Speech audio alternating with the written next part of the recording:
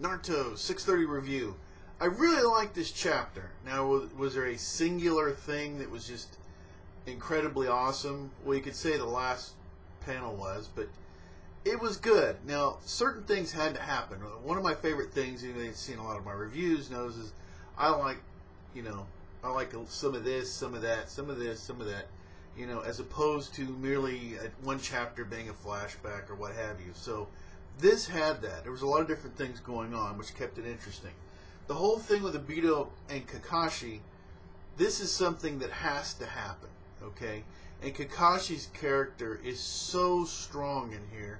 And the whole story, of course, of, once again, taking Obito's words and, that Obito convinces him, and then now he's, future Obito, he's telling him, hey, this has to play out, okay? This had to happen, all right? And I'm glad it did. The only thing is, of course, there has to be more about Obito. I just feel there has to be a lot more going on with Obito than merely this, okay? But it gives the opportunity for Kakashi's character to really just shine and be strong. So even though Obito, to me, isn't a great villain, he is offering the opportunity for people around him to, to really shine and step up. Okay, now the whole thing with the juvie, I had one of those WTF moments, because when it was transforming, you're like, okay, the mouth's getting big, and then it's like, and then something's coming out, and then, oh, it's a flower, and it's, wow. So that was pretty crazy. And then people have been waiting. Now, this is kind of mixed, because people have been waiting for B to be able to step up. And now it's time, right? Naruto's down. The Nine Tails is rebuilding chakra, and it's B in the Eight Tails. So, was it that spectacular? Unfortunately, that was a little bit of a letdown. I think that B should have had more to do, but then the way the chapter ends, it looks like, B's probably not going to be able to do a whole lot more, but we'll see. So that was a little disappointing right there. And like I say, skipping around Madara, showing his character, someone that's, you get the idea a lot of times that he's more interested in being entertained, and sometimes that works good, If things get bored, he's more likely to leave somebody alive and move on. So, yeah. So, unless you're Tsuchikage and you kind of provoke him and then get everybody killed, or, we'll see how that turns out. And it's probably what everybody's saying. The first has probably gone over there and healed everybody up.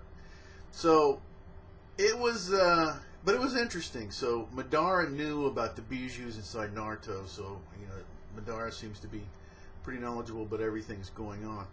Now, the whole thing with the Sakura, talking and getting everybody motivated, this really felt, for anybody that's seen Naruto movie 6, which I strongly suggest, it's a lot of action, and pretty much what I keep getting back as feedback is the story was so-so, but there is some humor in it and a lot of action, and it's all the way through. It isn't the way most of the Naruto stuff goes, where there's a lot of action at the end, and there's, this is all the way through. It's highly entertaining. Like I said, there's a lot of funny moments too.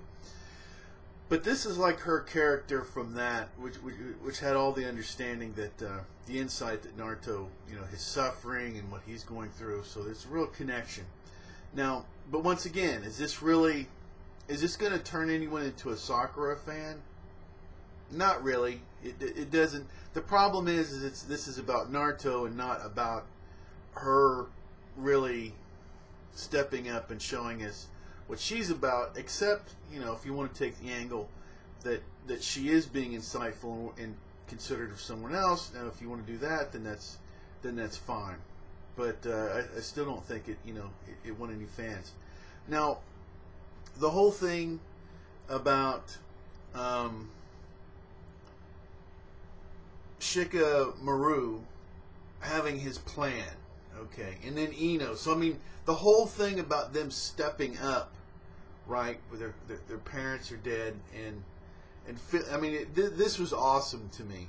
And I just kept thinking about the first time we were introduced to these characters, and just how his horrible attitude. She was an idiot, and they were like the worst team. Remember how horrible they were, and now look at them now. This is amazing. I just kept thinking about that, and it was yeah. So I have to give it to Kishimoto big time for the progression of these characters, because it's been pretty incredible.